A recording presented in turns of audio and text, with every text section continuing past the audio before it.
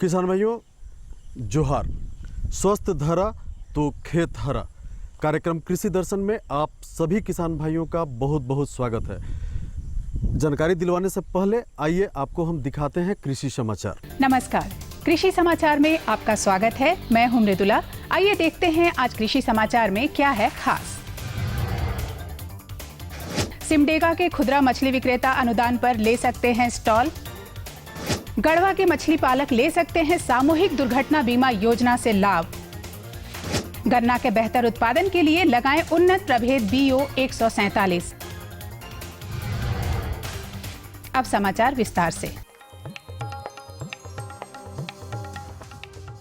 सिमडेगा जिला मत्स्य कार्यालय की ओर से शहरी खुदरा मछली विक्रेताओं के लिए मत्स्य डोमेस्टिक मार्केट योजना चलाई जा रही है।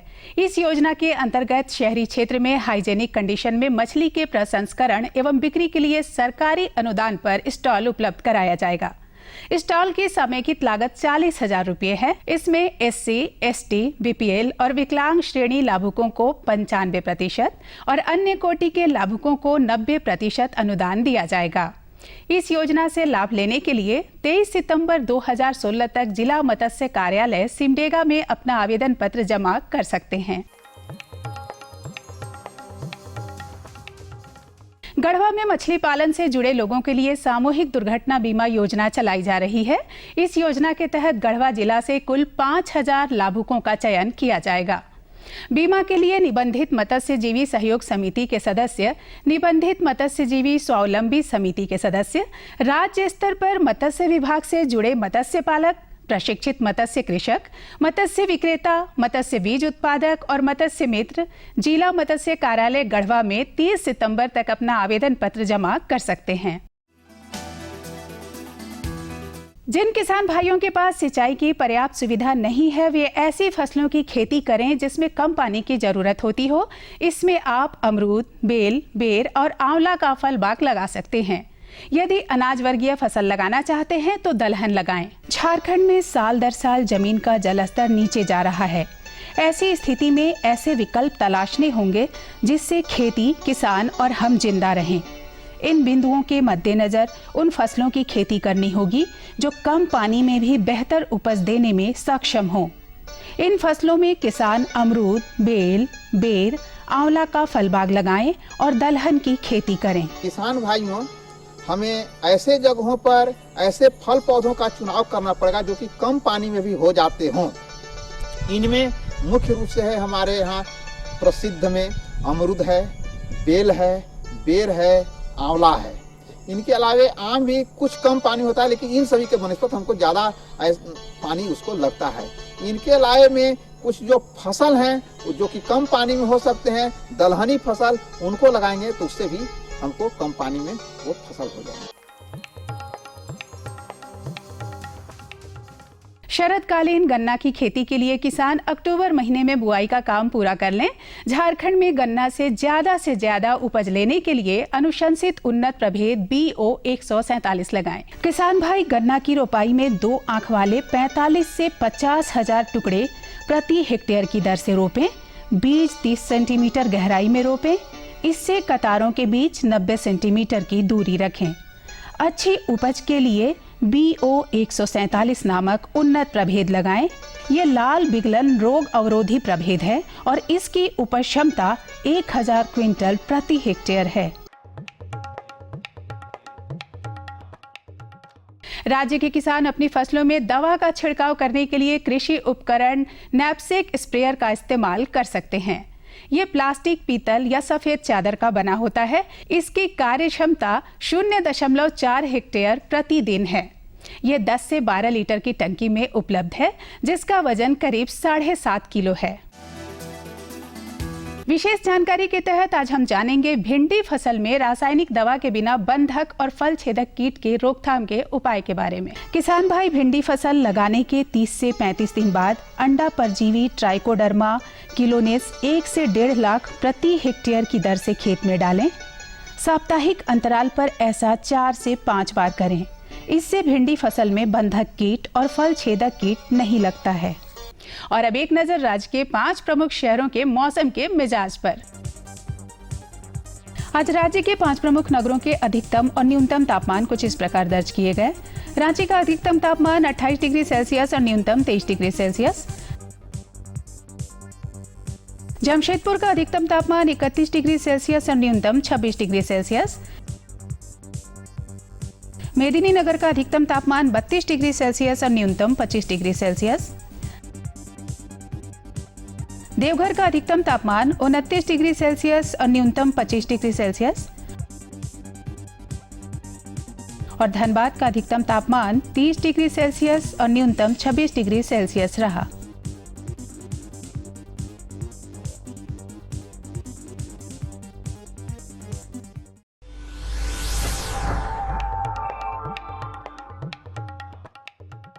और अब मंडी भाव में आइए नजर डालते हैं अनाजों के भाव पर। आज कृषि उत्पाद बाजार समिति लातेहार में विभिन्न खाद्यान्नों के थोक भाव कुछ इस प्रकार दर्ज किए गए। चावल मोटा 1900 रुपए से 2100 रुपए, चावल मध्यम 2600 रुपए से 2800 रुपए, चावल उत्तम 3300 रुपए से 3500 रुपए, गेहूं 1800 रुपए से 2000 रुपए, दाल अरहर 10000 रुपए से 11000 रुपए, दाल मसूर 7300 रुपए से 7500 रुपए, दाल चना 9600 रुपए से 9800 रुपए, सरसों तेल 10000 रुपए से 11000 रुपए, चीनी 3900 रुपए से 4100 रुपए, आलू 1800 रुपए से 1900 रुपए और प्याज 750 रुपए से 900 रुपए प्रति क्विंटल रहा। कृषि समाचार में आज इतना ही। अगले दिन अगले अंक में फिर मुलाकात होगी कुछ ताजा तरीन खबरों के साथ। तब तक के लिए दीजिए इजाजत। नमस्कार, जोहार। तो किसान भाइयों, अभी आप देख रहे थे कृषि समाचार। कृषि समाचार में आपने ली कृषि से संबंधित तमाम जानकारी, मौसम के मिजाज से भी अवगत हुए और मंडी के भाव को भी आपने बखूबी जाना। यहाँ लेंगे हम एक छोटा सा विराम। कहीं जाइएगा नहीं, हम यूं गए और यूं आए। ये लो और बताओ। बस। अरे ये क्या भैया जी, बस इतनी सी रासायनिक खाद? किसानी छोड़ रहे हो क्या? किसानी नहीं, नादानी छोड़ रहे हैं। मिट्टी की जांच कराई है। अब तो लालाजी जितनी जरूरत है उतने ही उर्वरक खेत में डालेंगे। हाँ, किसान भाई आज ही अपने जिले की नजदीकी भूमि परीक्षण प्रयोगशाला में मिट्टी की जांच जरूर करवाएं और मिट्टी में पोषक तत्व, नमी व पौधे के विकास को देखते हुए केवल जरूरत के अनुसार ही पोषक तत्व डालें। और हाँ, मिट्टी में गंधक, जस्ता, बोरोन जैसे सूक्ष्म पोषक तत्वों का पता लगाना भी न भूलें। उर्वरक और जैविक खाद के सही उपयोग से भूमि का उपजाऊपन बनाए रखें, उत्पादकता बढ़ाएं, खर्चा घटाएं और बहुमूल्य विदेशी मुद्रा बचाने में भी सहयोग दें। और हाँ, धीमी गति से नाइट्रोजन उपलब्ध कराने वाले उर्वरकों जैसे नीम लेपित यूरिया को प्राथमिकता दें और यूरिया का पत्तों पर छिड़काव करें। अरे वाह, तू तो सचमुच समझदार हो गया रे। अधिक जानकारी के लिए संपर्क करें जिला कृषि अधिकारी या किसान कॉल सेंटर। जी हाँ, आज की जानकारी बहुत ही अच्छी और महत्वपूर्ण है। हमारे तमाम किसान भाई पारंपरिक तरीके से खेती करते आए हैं। अगर वो वैज्ञानिक और उन्नत तरीके से खेती करें तो उनको बहुत लाभ होने वाला है। तो आइए आज हम आपको जानकारी दिलवाते हैं राई, जिसे तोरी भी कहते हैं। तोरी और सरसों की उन्नत खेती कैसे करें, तो आइए जानते हैं। आज हम जानेंगे कि सरसों और तोरी में सबसे जल्दी उगने वाले फसल कौन सी हैं और उनकी किस्में कौन कौन सी हैं। सरसों तो हमारे किसान भाई लगाते ही हैं, लेकिन जब किस्मों का चयन करने की बात आती है तो उनके पास किस्मों का सिलेक्शन नहीं होता है, जिसके कारण पिछड़ जाते हैं। तो ऐसे में हमारे किसान भाई अगर झारखंड प्रदेश में सरसों और तोरई की खेती करना चाहें तो कौन सी किस्में उनके लिए उचित होगी? देखिए, झारखंड ऐसा राज्य है जहाँ पे सबसे दिक्कत किसान भाइयों को है सिंचाई की सुविधा। सिंचाई की सुविधा नहीं होने के कारण जो है रबी फसल जो है किसान भाई नहीं ले पाते हैं। और इस रबी फसल को हम लोग जैसा कि क्रॉपिंग इंटेंसिटी हम लोग दोबारा करना चाहते हैं, डबल क्रॉपिंग इंटेंसिटी करना चाहते हैं। उसमें हम लोग तोरी का खेती बहुत ज़रूरी है। तोरी और एक राई जो है, दो ऐसे फसल है जो रबी फसल में जो किसान भाई रबी के मौसम में बहुत अच्छी तरह से कर सकते हैं। 15 सितंबर से 15 अक्टूबर तक आप किसान भाई तोरी की बुआई कर सकते हैं। तोरी की फसल में असिंचित अवस्था में किसान भाई कर सकते हैं। साथ ही साथ राई की फसल है जिसमें किसान भाई 15 अक्टूबर से 15 नवंबर में करते हैं। ये राई की फसल में किसान भाइयों को 2 सिंचाई की आवश्यकता होती है। ये 2 सिंचाई मात्रा से ये अच्छे उत्पादन ले सकते हैं। इसकी बीज की लागत भी किसान भाई को बहुत कम है, 5 केजी प्रति हेक्टेयर के दर से इसकी बीज की लागत है। और इस बीज की लागत में कम खर्च में किसान भाई जो है दोनों फसल का खेती कर सकते हैं। जहाँ तक सवाल है तोरी की खेती के बारे में, ये सितंबर माह में प्रारंभ होता है और जो हमारा भूमि का जो नमी है, यानी हम लोग कहते हैं कि रेसिडुअल मॉइस्चर जो है हमारे खेत में जो भूमि की नमी है उसकी सहायता से खेती कर सकते हैं, खेत जोत करके इसको छींट सकते हैं। इसके लिए हमारे झारखंड क्षेत्र के लिए दो महत्वपूर्ण प्रभेद है, T9 और PT 303 है, जिसकी खेती जो है, जिसके पौधे थोड़े बौने किस्म के पौधे होते हैं और जिसकी शाखाएं थोड़ा झाड़दार होती है और इसकी जड़ें थोड़ी लंबी होती है, ताकि जो नीचे के सतह से ये नमी खींच करके ये जल का ग्रहण करते हैं। कहते हैं कि जब उनके फूल लगते हैं तो उस समय कुछ नुकसान होता है पौधे को, तो उन नुकसानों से बचने के लिए हमारे किसान भाई क्या करेंगे? सरसों में ये देखते हैं कि फूल जब आता है तो उस समय किसान भाई में जो सरसों की खेती है उसमें सबसे ज़्यादा प्रकोप जो है लाही से लगता है। लाही का प्रकोप के लिए उस समय की जो वातावरण है उस स्थिति को भी देखना चाहिए। जब हमारे पास वातावरण जो लाही की अवस्था में लगने के लायक होता है या बादल भरे दिन रहते हैं या उस स्थिति में रहते हैं तो लाही लगने का प्रकोप ज़्यादा हो जाता है। साथ ही साथ इसमें किसान भाई को थोड़ा सा दवा का उपयोग करना चाहिए, जैसे मिथाइल डेमोट्रोन है, एक दवा है जिसकी तरल अवस्था में 1 ml प्रति लीटर की दर से छिड़काव करने से इसके रोकथाम को कर सकते हैं। तो लाही का प्रकोप, और दूसरी बात है कि लाही का प्रकोप से किसान भाई को दूर करने के लिए समय से आप बीज की रोपाई करें। अगर आप समय से बीज की रोपाई करेंगे तो बाद के अवस्था में लाही लगने के चांस ज़्यादा रहते हैं। आप नवंबर महीने में 15 नवंबर के बाद अगर सरसों की खेती करते हैं तो उस स्थिति में लाही की लगने का चांस ज़्यादा हैं। तो उस स्थिति में हम जो है कहेंगे किसान भाई कि आप समय से आप सरसों की खेती करें या तोरी की खेती करें, ताकि लाही से जो नुकसान होता है उससे हम बचाव कर सकते हैं। बात कर रहे हैं तिलहन की, तो इसमें उर्वरक की क्या महत्वपूर्ण मात्रा होती है और कब कब देने का इनका समय होता है?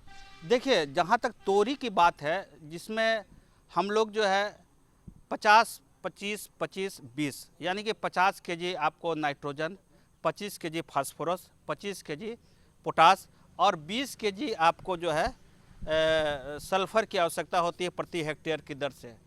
साथ ही साथ तोरी में जो है, राई में जहाँ तक सवाल है, राई में आपको 80 kg नाइट्रोजन, 40 kg फास्फोरस और 40 kg पोटास और 20 kg सल्फर, ये इसके दर है। जो किसान भाई, जहाँ तक की बात है, तेलहन, जितने भी तेलहन फसल हैं जिसके किसान भाई बुआई करते हैं उसमें SSP की सहायता से आप फास्फोरस दे सकते हैं, सिंगल सुपर फॉस्फेट की सहायता से, जिसमें कि 12% जो सल्फर है। तो सल्फर की आवश्यकता ज़्यादा है तेलहन फसलों में। उस फसलों में आप सल्फर का प्रयोग करके आप बहुत अच्छी मात्रा में पौधा से फसल ले सकते हैं। हमारे किसान भाई अक्सर देखते हैं कि जो जनरल सरसों लगाते हैं और तोरी लगाते हैं, इन दोनों के बीच अंतर क्या होता है? तोरी और सरसों यानी कि राई दोनों समझना पड़ेगा। तोरी एक ऐसा फसल है जो कि सरसों वर्गीय फसल है, और राई जो है एक ऐसा फसल है जिसको गेहूं में मिश्रित करके किसान भाई लगा सकते हैं, और जिसकी बुआई जो है किसान ज़्यादातर लोकप्रिय राई है। और तोरी ऐसा फसल है जिसको किसान भाई बिना सिंचित अवस्था में कर सकते हैं, यानी कि अगर हम डबल की क्रॉपिंग करेंगे तो उस स्थिति में हम तोरी की बुआई कर सकते हैं। और राई की बुआई आप मिक्स क्रॉपिंग के रूप में गेहूं में कर सकते हैं, या फिर आप एक फसल के रूप में आप 15 अक्टूबर से 15 नवंबर में कर सकते हैं। तो दोनों एक सरसों वर्गीय फसल है, लेकिन दोनों का जो है जाति अलग अलग है। आप हमारे इस कार्यक्रम में आए और इतनी अच्छी और महत्वपूर्ण जानकारियाँ हमारे किसान भाइयों को दिया, इसके लिए आपका बहुत बहुत धन्यवाद। धन्यवाद। तो किसान भाइयों, कैसी लगी हमारी यह जानकारी? हम उम्मीद करते हैं कि यह जानकारी आपको बहुत अच्छी लगी होगी और इससे आपको बहुत लाभ भी होने वाला है। लेकिन वक्त हो चला है यहाँ भी एक छोटे से विराम का। कहीं जाइएगा नहीं, हम यूँ गए और यूँ आए।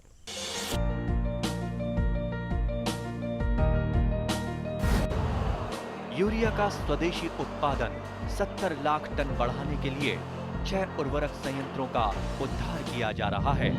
FCIL के गोरखपुर, सिंदरी, तलचर और रामागुंडम संयंत्र, HFCL की बरौनी इकाई और BVFCL की नामरू फोर्थ। सोने पर सुहागा ये है कि देश में अब बनेगा सिर्फ नीम लेपित यूरिया, क्योंकि इससे होगा किसानों का फायदा ही फायदा। अनाज का उत्पादन 10% तक बढ़ेगा, बढ़ेगी 10 से 15% नाइट्रोजन क्षमता।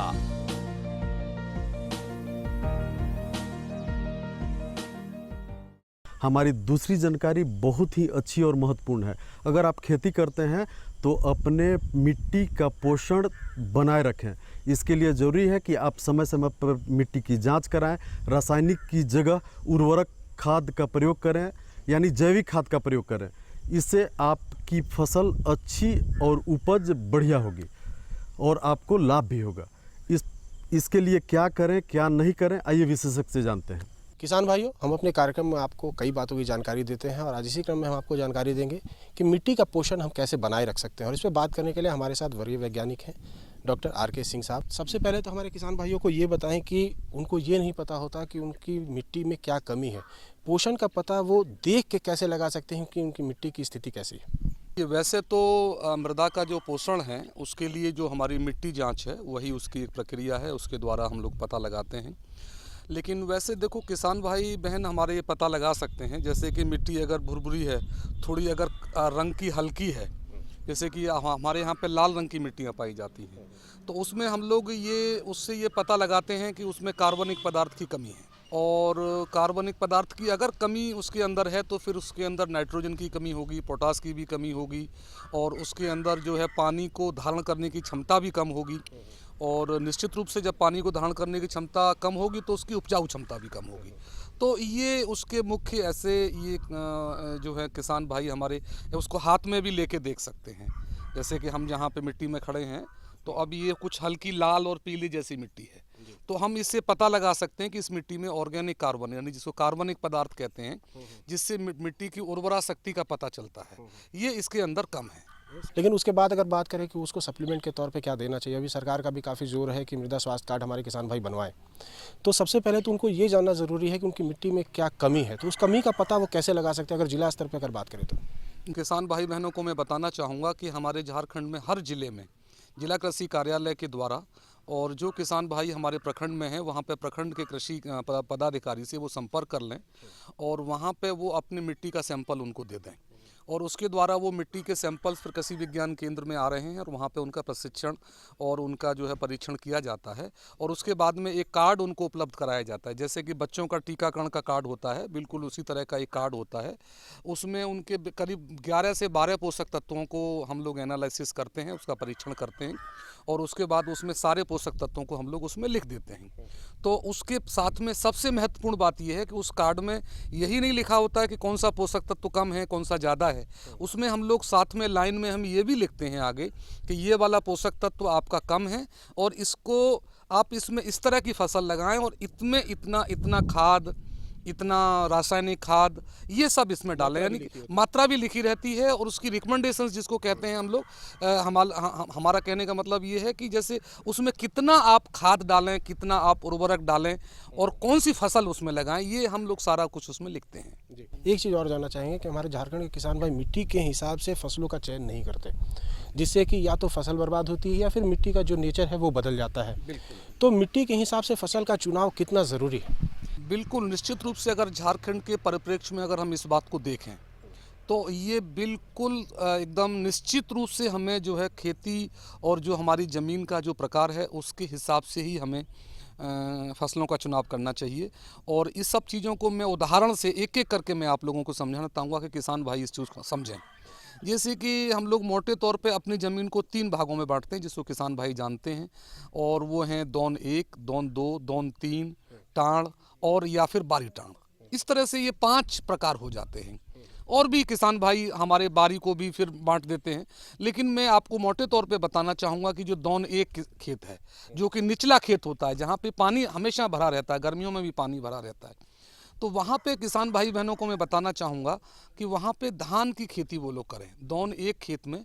और उसमें धान में भी कई प्रकार के धान हैं, जैसे कि हमारी मध्यम अवधि के धान हैं, लंबी अवधि के धान हैं। तो जो दौन 1 खेत है उसमें लंबी अवधि के धान 130, 135 और 140 दिन के जो धान हैं उनका वो चुनाव करें और उनको वो लगाएं। और जो मध्यम खेत है उसमें मध्यम अवधि वाले जो 120 से 25 दिन के धान हैं जैसे हमारा अभिषेक है और हमारा सहभागी है, DRT 1 है, या फिर अगर जो किसान भाई हाइब्रिड लगाते हैं तो हाइब्रिड में भी 2-3 तरह के आते हैं। मध्यम अवधि के आते हैं, जब वो दुकान में जाएंगे तो मध्यम अवधि और लंबी अवधि। तो लंबी अवधि का जैसा मैंने आप लोगों को बताया, उसको दौन 1 में ही लगाना है, मध्यम अवधि को मध्यम यानी दौन 2 में लगाना है। और जो दौन 3 की बात है, तो दौन 3 में मैं किसान भाई बहनों को बताना चाहूँगा कि दौन 3 में अगर वो संभव हो तो धान न लगाएं, और उसमें वो उड़द लगाएं, मूंग लगाएं, मकई लगाएं, और फिर अभी आजकल समय चल रहा है कुल्थी लगाएं, सरगुजा लगाएं, या फिर मडुआ अभी समय निकल गया है तो वो मडुआ लगा सकते हैं, गुंदली लगा सकते हैं, या फिर जो बारी टाण का खेत है, टाण में भी जो बारी टाण है जहाँ पे थोड़ी थोड़ी अपनी सिंचाई की व्यवस्था किसान भाई बहन कर लेते हैं, तो वहाँ पे वो सब्जियाँ लगाएं। और फसल चक्र जो है वो कितना मिट्टी के पोषण को बनाए रखने में मदद करता है? बिल्कुल, ये जो हमारा जो फसल चक्र है, फसल चक्र का हमारी जो मृदा की उर्वरा शक्ति है, जो उसकी उपजाऊ क्षमता है, उसको बनाने में उसका पूरा पूरा योगदान है। जैसे कि अगर हम लोग एक साल भर में खेती करते हैं, जिनके पास सिंचाई का बंदोबस्त है, तो वो ये निश्चित कर लें किसान भाई बहन कि अगर एक बार उसमें दाल वाली कोई भी फसल लगाएं और उसके बाद में फिर वो उसमें दूसरी फसल लगा सकते हैं, तो साल में कम से कम एक बार किसी भी खेत में जिसमें वो अपना फसल लगाते हैं, उसमें ये निश्चित कर लें कि उसमें कम से कम एक बार जो है कोई भी दाल वाली फसल लगे। क्योंकि दाल वाली फसल जो होती है उसमें एक विशिष्ट गुण होता है कि जब दाल वाली फसल जो अपने लिए तो जो पोषक तत्व ज़मीन से लेती है, उससे ज़्यादा पोषक तत्व वो ज़मीन में छोड़ देती है। और ये दाल वाली फसल का खास तौर से जो उसकी जड़ें हैं, उसके अंदर एक विशिष्ट प्रकार का एक बैक्टीरिया होता है, जो राइजोबियम बैक्टीरिया होता है। तो वो बैक्टीरिया जो है, और इसके अलावा भी और भी कई सारे काम करते हैं। एक तो उसको बाइंडिंग का भी काम करता है, जिससे हमारी उसकी संरचना अच्छी हो जाती है, उसका टेक्सचर अच्छा हो जाता है। तो उसमें जो वातावरण का जो नाइट्रोजन है उसको वो इकट्ठा कर देता है, और जब हम दाल वाली फसल लगाते हैं तो उससे वो उसी के अंदर रह जाता है। जो अगली फसल है उसमें आपको यूरिया और अन्य खाद देने की कम आवश्यकता पड़ती है तुलनात्मक रूप से। तो फसल चक्र का निश्चित रूप से बहुत बड़ा योगदान हमारी फसलों की जो हमारी मिट्टी का जो है उसकी उर्वरता को बनाने में बहुत अच्छा उसका योगदान है। आप हमारे कार्यक्रम में आए, हमारे किसान भाइयों से इतनी अच्छी बात करी, उनको इतनी अच्छी बातें बताएं, इसके लिए आपका बहुत बहुत धन्यवाद। बहुत धन्यवाद साहब। किसान भाइयों, अभी आप ले रहे थे मिट्टी के पोषण की जानकारी, लेकिन अब मौसम का हाल जानने के लिए आपको हम लिए चलते हैं IMD पुणे। मौसम खेती परामर्श बुलेटिन। आकाश में बादल रहेंगे, 21 मिलीलीटर वर्षा भी हो सकती है। हवा दक्षिण पूर्व की ओर से 4 किलोमीटर प्रति घंटा की रफ्तार से चलेंगे। अधिकतम तापमान 30 डिग्री सेल्सियस और न्यूनतम तापमान 23 डिग्री सेल्सियस रहने की संभावना है। अब मौसम पूर्वानुमान पर आधारित कृषि सलाह। कुछ क्षेत्रों में धान फसल में तना छेदक या पत्ती खाने वाले कीट के रोकथाम के लिए कार्बोफ्यूरान 3G दवा 12 किलोग्राम प्रति एकड़ की दर से खेत में भुरकाव करें। जिन किसान भाइयों के पास सिंचाई की सुविधा उपलब्ध है और वे आगात आलू और मटर की खेती करना चाहते हैं, वे बुआई का काम शुरू कर दें। तो किसान भाइयों, अभी आप ले रहे थे मौसम की जानकारी, लेकिन वक्त हो चला है आपसे विदा लेने का। हमारा पता है कार्यक्रम कृषि दर्शन, कृषि प्रकोष्ठ द्वारा केंद्र निदेशक, दूरदर्शन केंद्र, रातू रोड, रांची। हमारा पिन संख्या है 834001। तो इसी के साथ हमें और हमारी पूरी टीम को दीजिए इजाज़त। जोहार।